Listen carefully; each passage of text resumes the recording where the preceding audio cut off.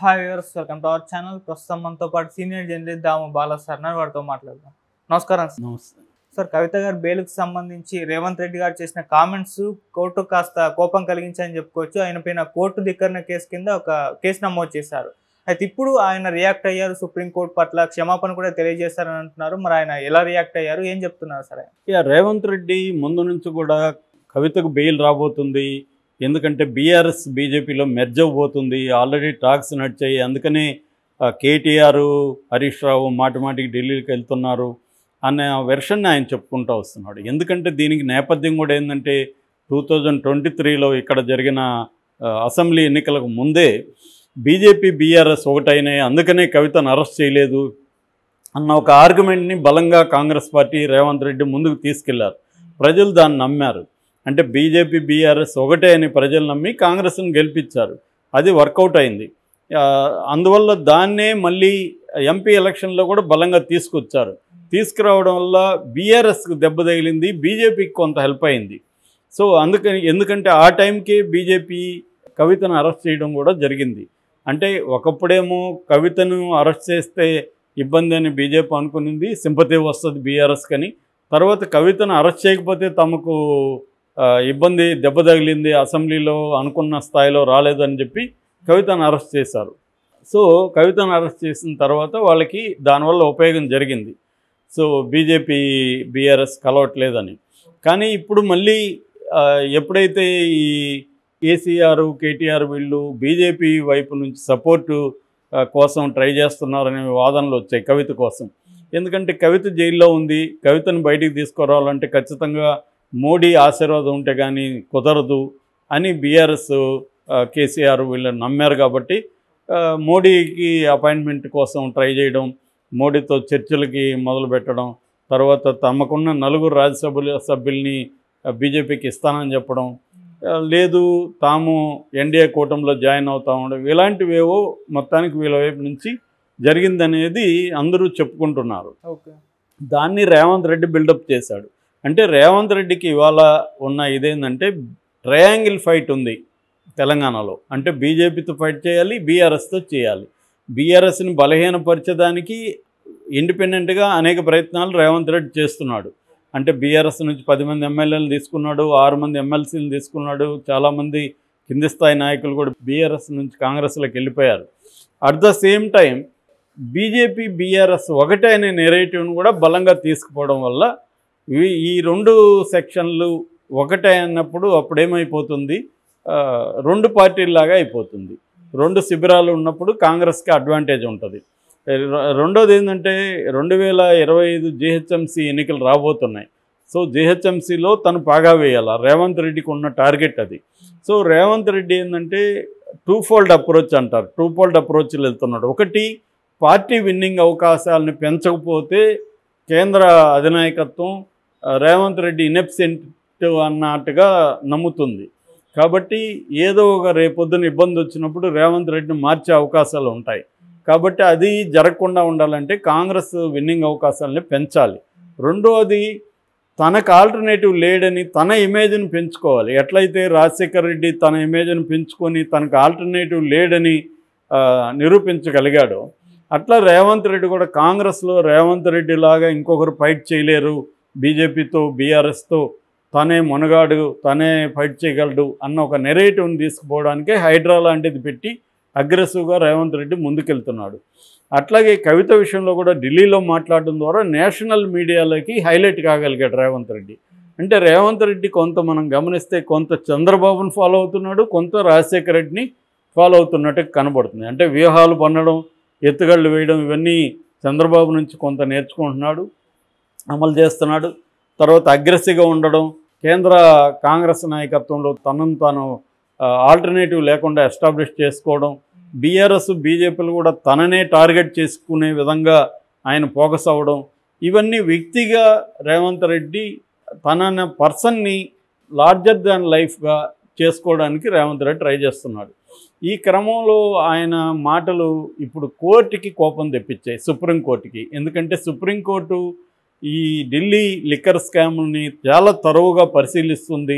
ఈ పిఎంఎల్ఏ చట్టం అనే దాన్ని చాలా తరువుగా అనేక సందర్భాల్లో సుప్రీంకోర్టు పిఎంఎల్ఏ చట్టం మీద, ఆ చట్టాన్ని వీళ్ళు వాడుకునే పద్ధతి మీద అసంతృప్తి వ్యక్తం చేస్తుంది. ఎందుకంటే ఏ చట్టమైనా రాజ్యాంగానికి లోబడి ఉండాలి. రాజ్యాంగంలో ఆర్టికల్ 21 వ్యక్తిగత స్వేచ్ఛకు, లిబరేషన్కు తగిన ప్రాధాన్యత ఇస్తుంది. కానీ పిఎంఎల్ఏ చట్టం ఏం చేస్తుంది? నెలల తరబడి జైళ్ళల్లో, సంవత్సరాల తరబడి జైళ్ళల్లో మగ్గే విధంగా పిఎంఎల్ఏ చట్టం పెట్టేసి, పిఎంఎల్ఏ చట్టంలో సెక్షన్ 45ని చూపిస్తున్నారు. 45 ఏంటంటే ట్విన్ కండిషన్స్ ఉంటాయి. నేను చాలాసార్లు చెప్పాను. ఒకటేమో నేను నేరం చేయలేదని ముద్దాయే నిరూపించుకోవాలి. అది అతి కష్టం. మామూలుగా కేసుల్లో ఇన్వెస్టిగేటివ్ ఏజెన్సీ నిరూపించాలి. ఇప్పుడు నా మీద కేసు పెడితే ఫలాని దాము బాలాజీ ఈ కేసు తప్పు చేశాడని ఇన్వెస్టిగేటివ్ ఏజెన్సీ నిరూపించాలి. కానీ పిఎంఎల్ఏ చట్టం కింద నేనే నిరూపించుకోవాలి, నేను నిర్దోషని. అది ఎలా నిరూపిస్తాం నేను నిర్దోషని? సో ఇది ప్రాబ్లం అనమాట.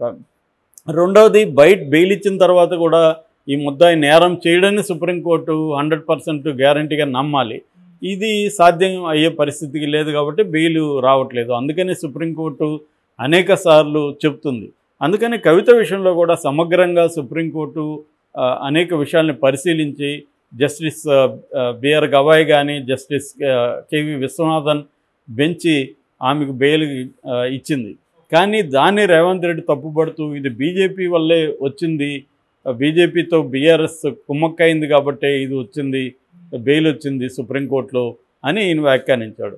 దీని పట్ల అక్కడ ఓటుకు నోటు కేసుకు సంబంధించి నిన్న 3 జడ్జిల త్రిసభ్య ధర్మాసనం, అంటే జస్టిస్ గవాయ్, విశ్వనాథ్, తర్వాత మిశ్రా, ఈ 3 జడ్జిల ధర్మాసనం నిన్న విచారించి రేవంత్ రెడ్డికి ఒక రకంగా అది ఫేవర్గానే ఉంది జడ్జిమెంటు. ఎందుకంటే జగదీశ్వర్ రెడ్డి బీఆర్ఎస్ ఓటుకు నోటు కేసులో ఈ హైకోర్టు నుంచి భోపాల్ హైకోర్టుకి మార్చండి అని అడిగాడు. ఎందుకంటే ఇక్కడ ఏసీబీ రేవంత్ రెడ్డి ఆధ్వర్యంలో ఉంటుంది కాబట్టి అది సరిగా పనిచేయదని. కానీ సుప్రీంకోర్టు ఏమనింది?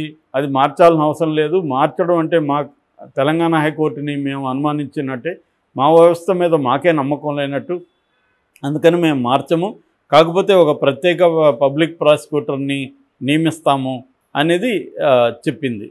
సో అంటే ఒక రకంగా రేవంత్ రెడ్డికి అది ఊరటే. పబ్లిక్ ప్రాసిక్యూటర్ వచ్చినా ఏసీబీ సహకారం లేకుండా పబ్లిక్ ప్రాసిక్యూటర్ రేపు ఏం చేస్తాడు అది అందరికీ తెలుసు.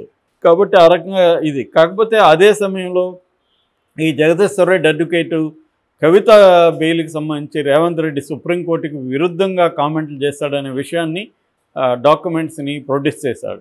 దాంతో సుప్రీంకోర్టు ఆ 3 జడ్జిల బెంచ్ ఆగ్రహం వ్యక్తం చేసింది. ఇలాగ రేవంత్ రెడ్డి కామెంట్ చేయడం ఇది కోర్టు ధిక్కరణ కిందకు వస్తుంది, దీన్ని సుప్రీంకోర్టు దీన్ని అనుమానించినట్టుగా ఉంది, ఇది ప్రజల్లో గందరగోళానికి దారితీస్తుంది అనేది వాళ్ళు ఖండించారు.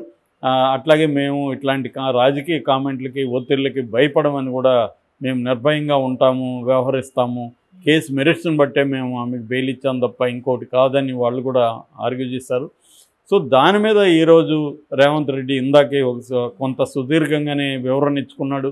నాకు న్యాయ వ్యవస్థ మీద అపారమైన నమ్మకం ఉంది, దాని పట్ల నాకు గౌరవం ఉంది, నేను నా కామెంట్స్ను అవుట్ ఆఫ్ కాంటెక్స్ట్ తీసి మీడియా ప్రొజెక్ట్ చేసింది, ఏదేమైనా నేను రిగ్రెట్ అవుతున్నాను అని. అంటే డైరెక్ట్గా నేను అపాలజీ అనే పదం వాడలేదు కానీ పశ్చాత్తాపడుతున్నాను అని మాత్రం వాడాడు. అంటే ఆయన తన వ్యాఖ్యల్ని సపోర్ట్ చేసుకోలేదు, అట్లా నేను అవి చెప్పలేదని లేదు, మీడియా అవుట్ ఆఫ్ కాంటెక్స్ట్ అనే అన్నాడు. అవుట్ ఆఫ్ కాంటెక్స్ట్ ఏం లేదు, ఆయన చెప్పిందే కదా, అది పైన ఒకసారిగా చెప్పలేదు కదా, ఢిల్లీలో చెప్పాడు, ఇక్కడ చెప్పాడు. సో బెయిల్ ఎందుకు వచ్చిందంటే వాళ్ళిద్దరి మధ్య ఒప్పందం కుదిరింది కాబట్టి బెయిల్ వచ్చింది అన్నాడు. అంటే సుప్రీంకోర్టు తన న్యాయ ప్రక్రియలో భాగంగా మెరిట్స్ ఆఫ్ ద కేసును చూసి బెయిల్ ఇచ్చిందనేది అనేది ఈయన ఒప్పుకున్నట్టే కదా. కాబట్టి ఇక్కడ మరి అదంతా ఈయన చర్చించలేదు, జాగ్రత్తగా రిగ్రెట్ అనే ఇది ఇచ్చాడు. ఏదేమైనా ఇది క్షమాపణ అనుకోవాలి. మరి సుప్రీంకోర్టు దీంతో సాటిస్ఫై అవుతుందా లేదా చూడాలి. ఎందుకంటే ఇట్లాంటివి ఖచ్చితంగా సుప్రీంకోర్టు కూడా గుర్తుపెట్టుకుంటుంది. ఎందుకంటే న్యాయ వ్యవస్థ యొక్క ఇంటెగ్రిటీని ప్రశ్నించినట్టు ఉంటుంది. నిజానికి ఈయన ఎక్స్ప్లెయిన్ చేసి ఉండాల్సింది ఏంటంటే వాళ్ళిద్దరు కుమ్మక్కైతే బెయిల్ ఎలా వస్తుందో ఈయన చెప్పుండాలి. ఎలా వస్తుందంటే ఇన్వెస్టిగేటివ్ ఏజెన్సీలు సుప్రీంకోర్టులో గట్టిగా ఆర్గ్యూ చేయకపోతే బెయిల్ రావద్దని, అట్లాగే సుప్రీంకోర్టులో ఈడీ ఏమో ఇన్వెస్టిగేషన్ ముగిసిందని చెప్పింది, తర్వాత సిబిఐ ఏమో ఫైనల్ ఛార్జ్ షీట్ వేసింది. అందువల్లనే ఆమెకు బెయిల్ వచ్చింది.